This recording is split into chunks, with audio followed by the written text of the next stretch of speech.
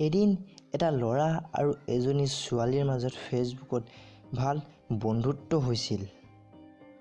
এই বন্ধুত্বত গুৰুত্বপূৰ্ণ কথা এইটো যে ছোৱালীজনীয়ে ল'ৰাটোক দেখিছিল, কিন্তু ল'ৰাটোৱে কেতিয়াও ছোৱালীজনীক দেখা নাছিল। দুয়ো একেখন ঠাইতে বাস কৰিছিল, কিন্তু কেতিয়াও লগ পোৱা নাছিল, মাত্ৰ অনলাইনত বন্ধুত্ব আছিল।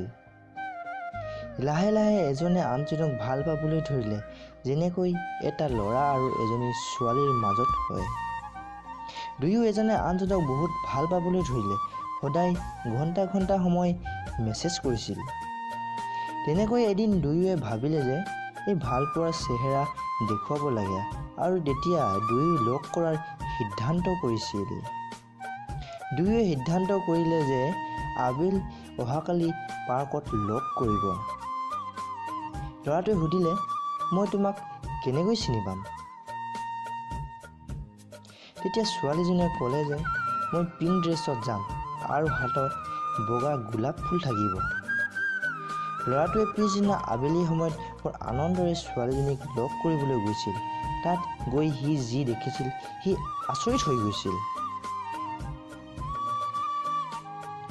তাত এজনী শকত আৰু দেখিবলৈ ধুনীয়া নোহোৱা ছোৱালী এজনীয়ে পিংক ড্ৰেছত হাতত বগা গোলাপ ফুল লৈ ৰৈ আছিল।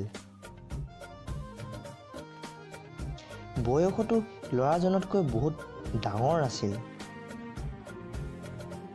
কিন্তু আকৌ ল'ৰাটোৱে সেই মৰম লগা কথাবোৰ মনত পেলাইছিল আৰু আগবাঢ়ি গৈ সেই ছোৱালীজনীৰ ওচৰত গৈ কৈছিল, আই লাভ ইউ, আৰু ক'লে, মই সেই তোমাৰ বন্ধুজন যাক তুমি লগ কৰিবলৈ ইয়ালৈ আহিছা। এইটো শুনি সেই মানুহজনীয়ে হাঁহি মুখেৰে ক'লে, মই সেইজনী নহয় যাক তুমি লগ কৰিব আহিছা। তোমাৰ গাৰ্লফ্ৰেণ্ড গছজোপাৰ পাছফালে থিয় হৈ আছে। আৰু ছোৱালীজনীক মাতি দিলে। ছোৱালীজনীয়ে আহি সুধিলে যে তুমি ইমানেই ভাল পালাহেঁতেন নে? যদি তুমি যাক ভাল পোৱা যি এইজনী হ'লহেঁতেন? ইয়াৰ উত্তৰ সেই ছোৱালীজনীয়ে দিছিল যে এই ল'ৰাটোৱে দেখাই দিলে যে ই তোমাক সঁচা ভাল পায়।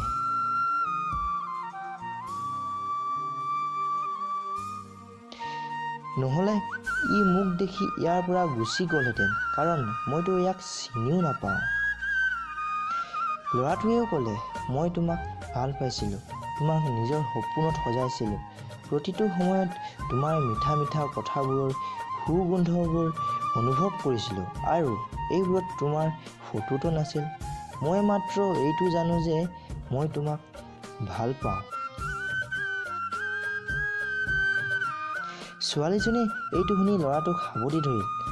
তাইৰ চকুৰ পৰা চকুলো বৈ আহিল, কাৰণ তাইক সঁচা ভাল পোৱা জীৱনসংগী পাইছিল। বন্ধুসকল, কোনোবাই ঠিকেই কয়, লাভ ইজ ব্লাইণ্ড, কাৰণ সঁচা ভাল পাবলৈ হ'লে এটা শৰীৰৰ প্ৰয়োজন নহয়, এখন সঁচা হৃদয়ৰ প্ৰয়োজন।